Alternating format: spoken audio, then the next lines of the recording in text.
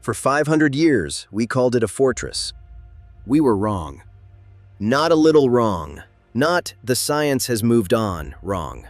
Wrong because a Spanish soldier looked at it in 1534, watched a battle happen there, and wrote that word down. And then that word, fortress, became the answer. On every placard, in every textbook, for half a millennium. The people who built it never called it that. They left no word for it at all. And here's the problem that the wrong label was covering up. We still cannot explain how they built it. One stone, more than 200 tons, no mortar, joints so tight a piece of paper won't pass through. Not at the base, not at the corners, nowhere along a wall that runs for 300 meters across a mountain at 3,700 meters elevation. The mainstream answer exists. It's not nothing, but it goes quiet at a specific point, and that point is exactly where the wall gets interesting. Tonight we follow the mainstream answer as far as it goes, and then we show you where it stops. The official explanation begins 35 kilometers away, at a quarry called Rumicolca. The stone is andesite, harder than granite. The workers, estimated at 20,000, operated under the Inca mita system, a labor obligation to the state. Timber sledges, earthen ramps, rope systems, teams in the tens of thousands moving stone across mountain terrain. This is not speculation. Jean-Pierre Pratzen spent years at the quarry in the 1980s. He picked up stone hammers and worked andesite. He found that stone-on-stone hammering produces the tool marks visible at the quarry face. The quarrying, confirmed. Vincent Lee's experimental work on log lowering gives a credible mechanism for positioning blocks. The ramp logistics, plausible. The organizational capacity of the Inca state, documented. The mainstream answer holds together, for all of that. So far, so solid. People, tools, time, organization. The math works. Here's where it stops. Pratzen's experiments confirmed the quarry. His published work does not extend to the finished wall. Specifically, it does not account for how stone hammers on andesite produce joints precise to within half a millimeter, hundreds of times, on stones weighing up to 200 tons. Modern stonemasons, with diamond-tipped tools, have attempted to replicate individual Sacsayhuamán joints. The word that appears in independent assessments is not matched. It's close. The quarry is explained. The wall is not. The stones at Sacsayhuamán are polygonal, not rectangular blocks, interlocking forms, some with more than a dozen angles, each fitted precisely against its neighbors. The weight of the stone above locks the system. No mortar required, none used.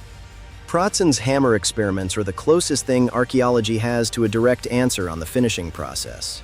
Stone against stone, abrasive grinding, flat faces produced by flat stones and sand. Slow. Some surfaces took days of continuous grinding per stone, but it produces results. His own published findings establish two things at the same time.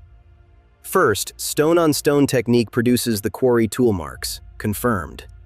Second, the same technique, applied to the finished wall faces, cannot account for the joint tolerances. Gaps consistently under half a millimeter, across stones weighing tons, fit together in irregular polygonal shapes that have to match exactly on every face simultaneously. Both findings are in the same body of work. The papers do not attempt to reconcile them. In 2012, a geophysical investigation organized with Peru's cultural authorities came to Sacsayhuamán, specifically to examine the stonework and terrain. It generated field observations and imagery.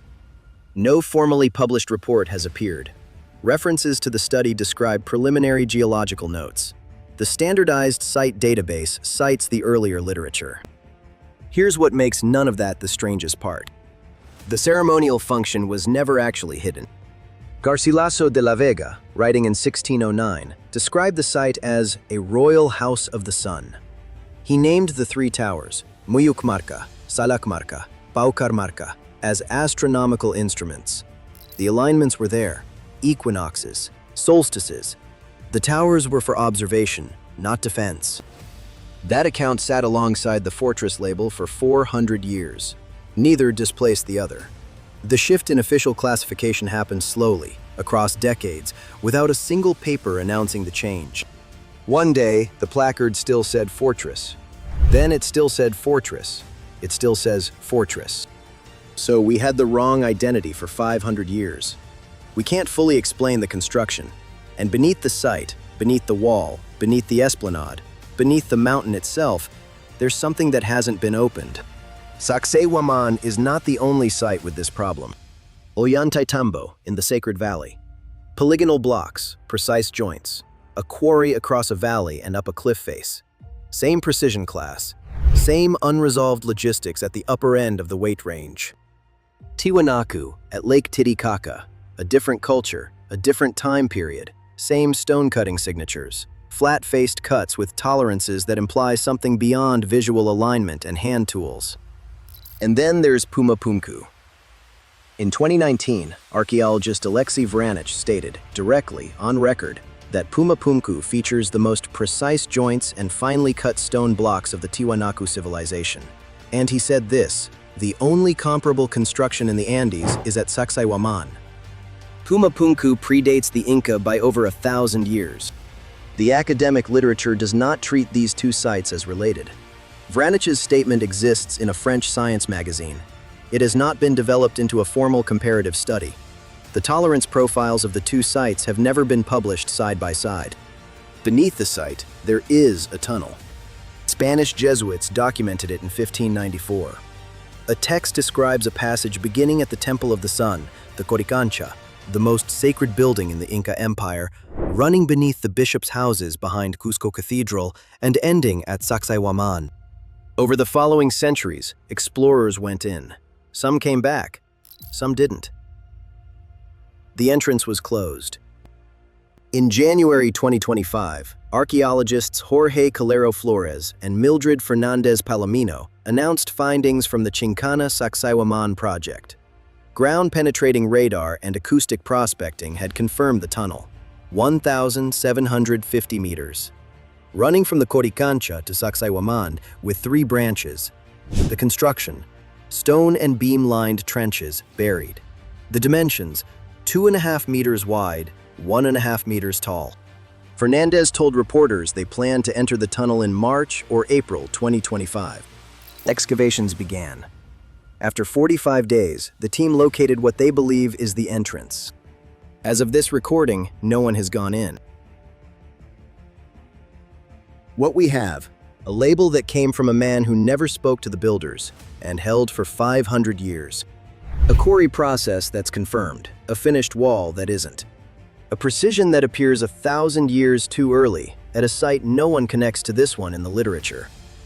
A tunnel that 3 colonial accounts described, that the radar confirmed, that the excavation found the entrance to. The paper still won't fit between the stones. They built it. We just don't know how.